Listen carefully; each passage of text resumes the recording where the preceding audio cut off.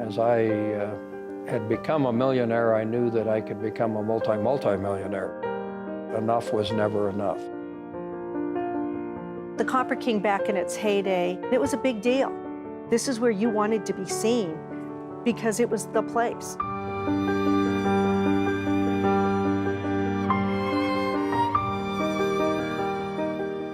I was born and raised in Butte. Grew up over on the corner of Harvard and Farragut. Really lived there all of my growing up years. My mom came out of the Virginia City area, and my dad really came from the mining and really a Butte person in and out in every single way. This was obviously a very heavy union town.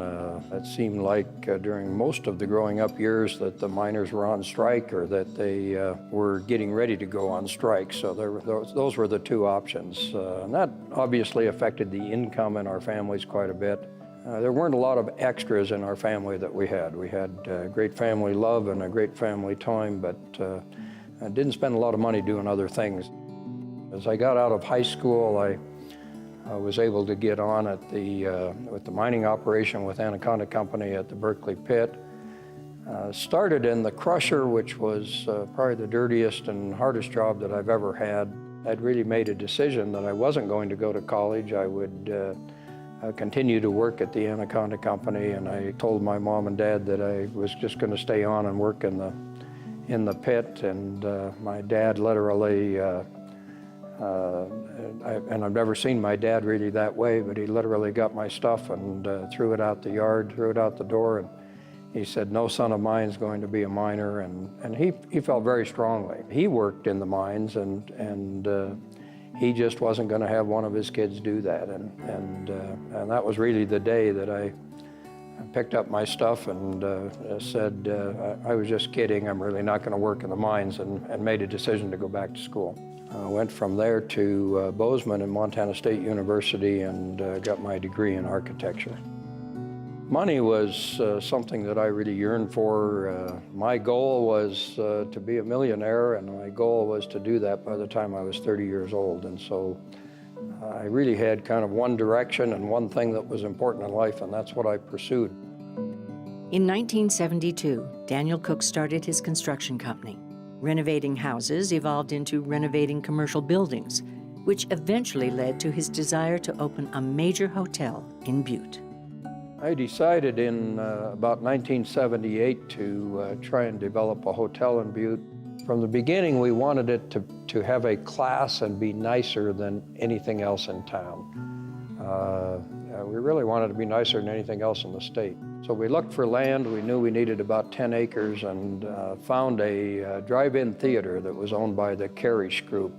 Contacted them and found out they indeed wanted to sell that. And so we made an offer of $350,000 and bought this drive-in theater. The Copper King Inn was by far the most exciting project that we had done up to that time in my life. We watched it start to change a city quite a bit. Butte started to have some revival in the early 80s. I think the Copper King played a fairly significant role in that. The Copper King back in its heyday was a place where people in the community would gather. It was the place where weddings happened and where people convened, and it was upbeat and it was happy, and it was just that hub of activity. We became the convention center in the state. We literally had conventions every single week. And then, of course, in the summertime, there was always a lot of traffic from Yellowstone Park to Glacier. So the Copper King became very successful, and it did it at a very low rate.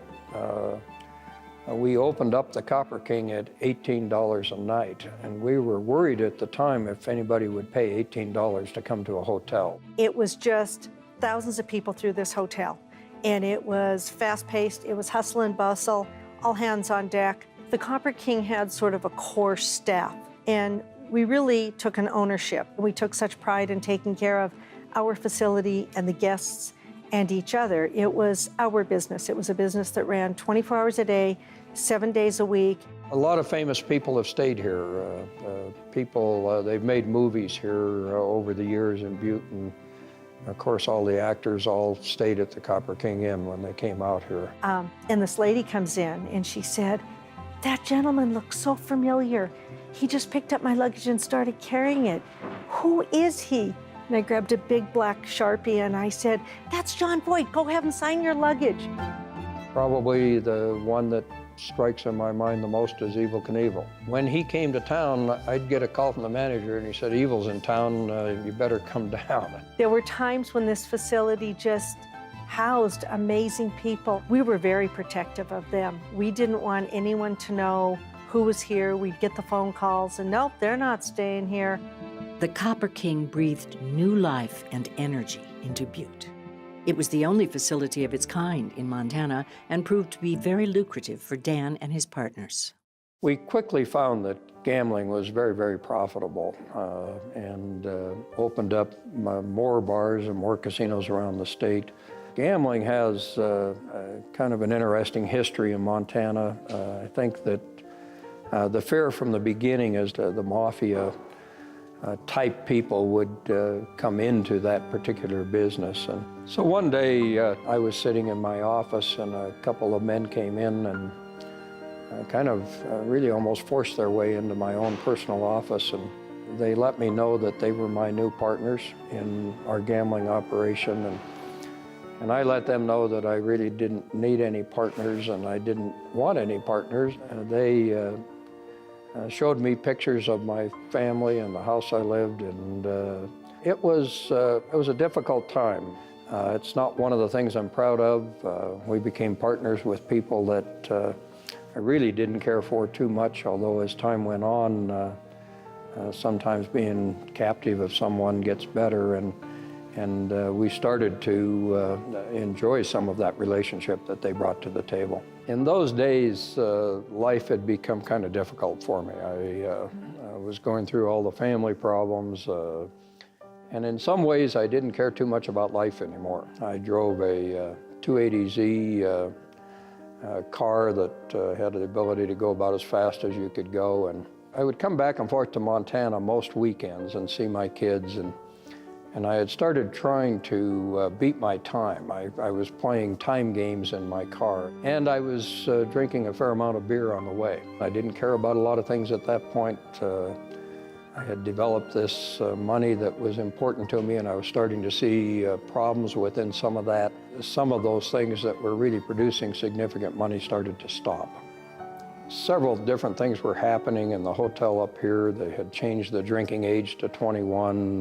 There were fires in Yellowstone Park, and it stopped all of the tourist traffic one year, which was really incredibly important to the success of the hotel. And we had a number of problems happen within our bars, and they became uncontrollable. And I had 4 different lawsuits. Then we had a major construction accident, and I literally started selling assets, and I sold literally everything we owned, and I had lost everything, had lost all the glamour, had lost everything that I ever worked for, everything I ever cared about.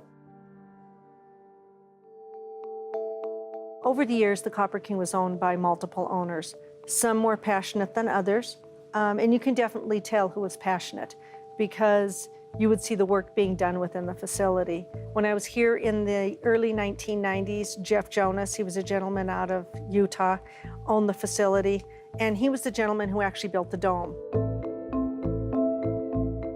And it was a cool facility, but we're in Montana, and it's just a big bubble. And so as time went on, we knew that really, it changed how things happened here. I really felt that the dome being put up started to set the Copper King back. The 24,000 square foot dome proved very expensive to run and maintain, and eventually became a major drain on the hotel.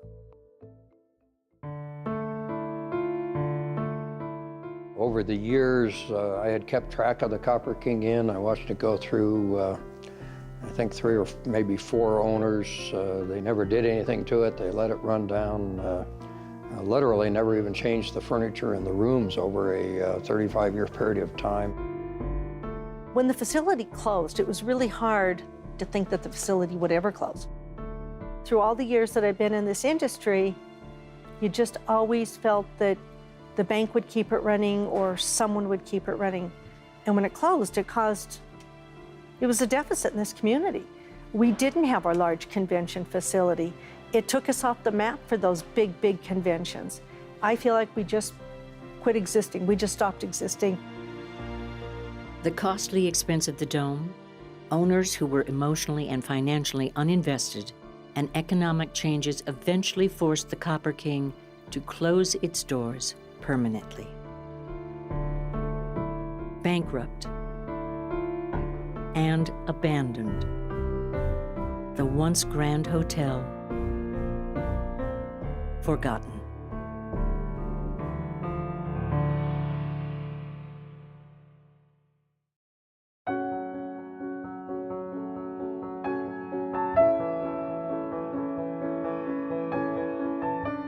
I became involved in the renovation through a local realtor, and he asked me if I was interested in the Copper King. And at that time, I immediately responded that I didn't need another job and I was not interested in the Copper King.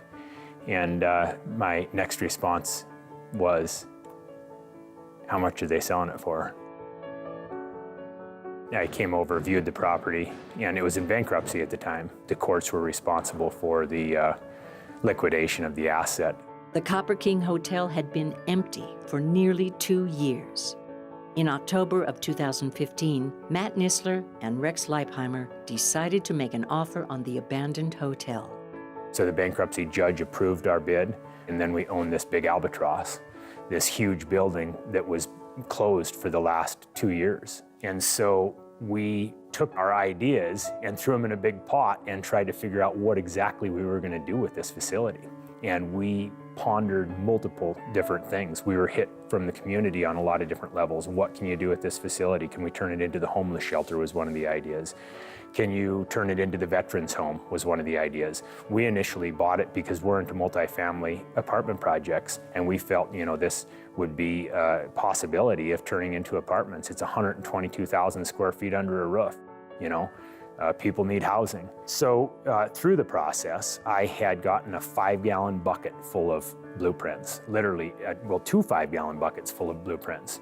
And so I opened up these blueprints and I noticed that the architect that originally drew these plans back in 1978-79 was a fellow by the name of Dan Cook.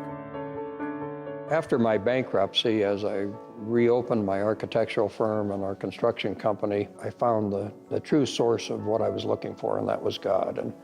And God became my savior. And I knew that I could start fresh, do things very, very differently. It was a new beginning, and God really spoke to me in my heart and really showed me that I needed to concentrate on doing just Christian buildings. One of the true disappointments in my life was watching this building close. And I had kind of dreamed about what I'd do with it if I ever had another possibility, but at the same time, there were too many memories. I didn't want to get into the hotel business again or the bar business or any of that again. And I assumed that I could get digital drawings for these plans so that then I could mold it into whatever product that I wanted to. I found this Daniel Cook down in Ogden, Utah, and on the outside chance that it was the very same Daniel Cook, I phoned him and talked to his secretary, and I could tell it was a big firm just by what I had found online. And so I figured the guy probably wasn't even going to call me back. And out of the blue one day, I got a call from Matt Nisler. 15 minutes later, I get a call from Daniel Cook. He asked me if I had the plans for the building, and I said, yes, I do. And he said, well, what would I have to do to get a hold of them? And I said, I'd be happy to send them to you. What are you doing? And he said, well, I think we're going to make it into housing and kind of haven't decided completely. And I said, gosh, I don't think I'd do that. Dan says, this is what I think I'd do with that property. I'd turn it, I'd keep it as a hotel. It was always a wonderful hotel. It's the throbbing heart of Butte as far as a convention space, as far as an event space, and it feeds the community. It draws these people from around the state to this central location in Montana that creates this wonderful opportunity for economic growth and for community development. And so Matt flew down to Ogden, came down and met us. We spent the day together, kind of brainstormed what it is that you could possibly do at the hotel. And I said, I think it realistically could be the best hotel in Butte again. Frankly, I think it could be the best convention center in the state again. It was perfect, and it took a while in the development stage to really get it to the stage that we brought it to today. But Dan already had it in his mind on how the outside was going to look. He had renderings, he drew it up, and showed us the day that we went down and met with him. He had quite a bit of legwork done before we showed up.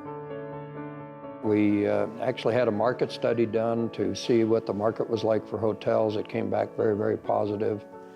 And Matt hired us to redo the plans and to come up with new concepts and show them what we would do if we got a chance to do a do-over. I was blown away. I was blown away that he had so much commitment to this property and this project. Before we had even secured his services, before we entered into a contract with him.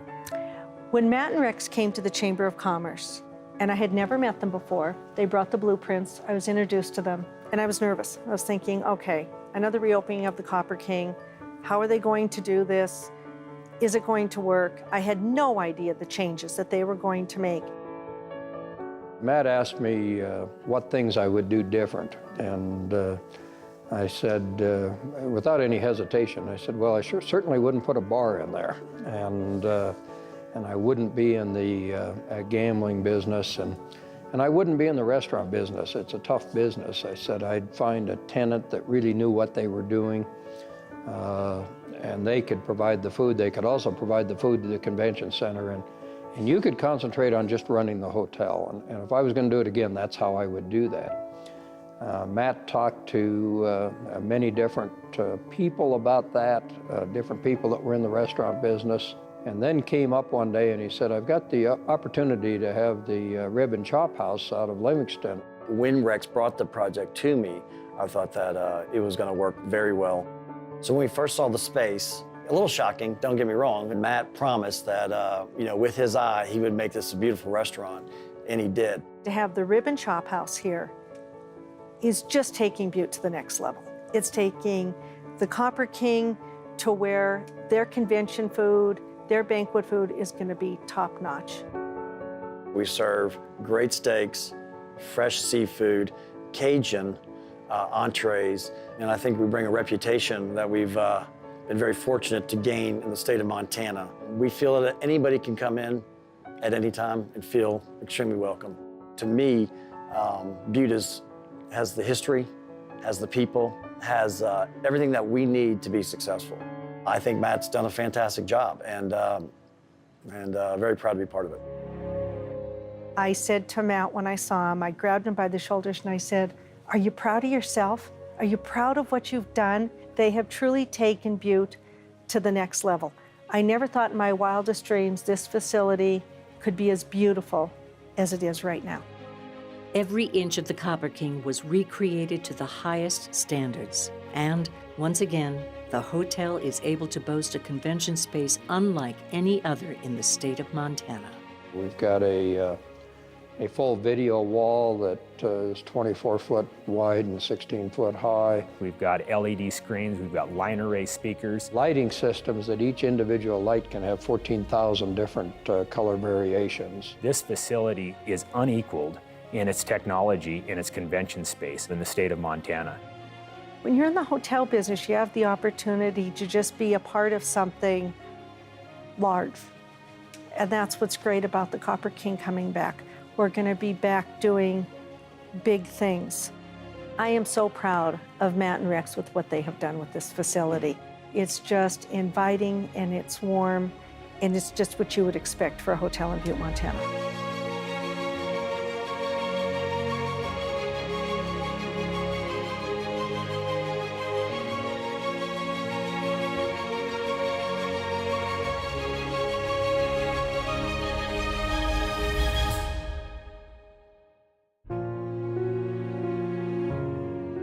Butte is sometimes called Butte, America. People would say it's the only island in the world surrounded by land, and you'll find a friendliness here that is like any other. Today, when I walked into this facility and saw what it was, it brought some tears to my eyes. To be able to come back to my hometown, to be able to come back to Butte, to be able to watch this building get to be new again, very much like watching myself become a new person. I got to start all over. I got to be able to do things differently. To see a building that we did now 38 years ago come back to life, to an architect, to a developer, to the owner of this building originally, that's exciting.